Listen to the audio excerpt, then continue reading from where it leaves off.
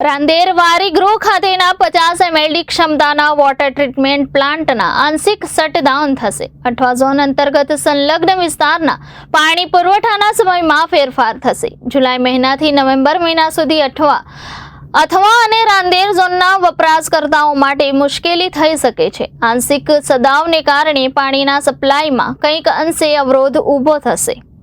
મહાનગરપાલિકા દ્વારા લોકોને વધુ પ્રમાણમાં પાણી મળે તેના માટેનું આયોજન કરવા જઈ રહી છે। તેના માટે હાલ રાંદેરના અઠવા ઝોનમાં કામગીરી શરૂ કરવાનો નિર્ણય કરવામાં આવ્યો છે।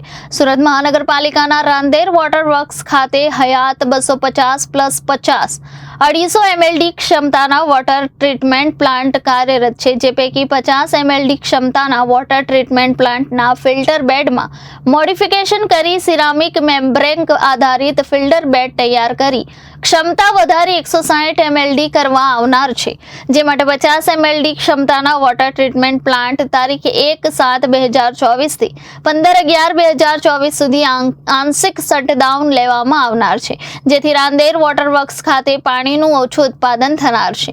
તારીખ 1/7/2024 થી અઠવા વોટર ડિસ્ટ્રીબ્યુશન સ્ટેશન મારફતે અપાતા city light road, new city light road part, Piplod ગામ, ઉમરા ગામ તળ, વીર નર્મદ, દક્ષિણ ગુજરાત યુનિવર્સિટી, SVNIT કેમ્પસ તથા સદર વિસ્તારની બાજુમાં સોસાયટીઓમાં સવારે 8:30 થી 12 કલાકના સપ્લાય સમયમાં ફેરફાર કરી સાંજે 9 થી 9:15 કલાક દરમિયાન આપવામાં આવશે।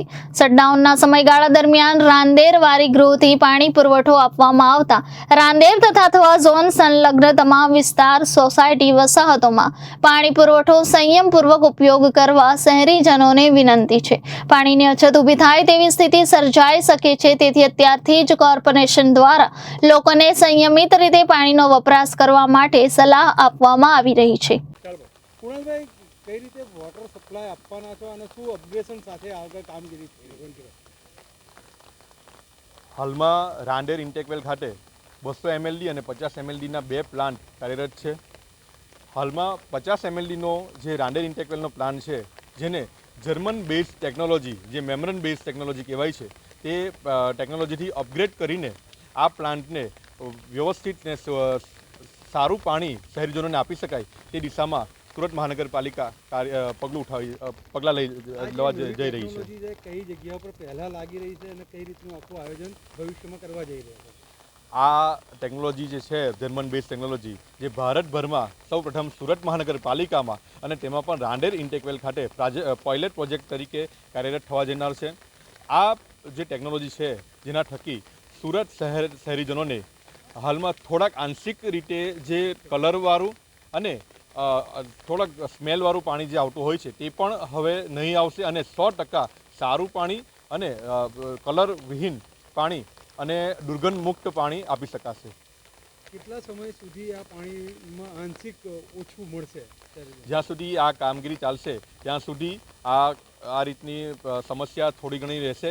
આ 1 જુલાઈ 2024 થી 15 નવેમ્બર 2024 સુધીમાં આ ટેકનોલોજીથી અપગ્રેડ થઈ જશે અને ત્યારબાદ દરેક શહેરીજનોને, રાંદેર અને અઠવા વિસ્તારના શહેરીજનોને રાબેતા મુજબ પાણી આપી શકાશે।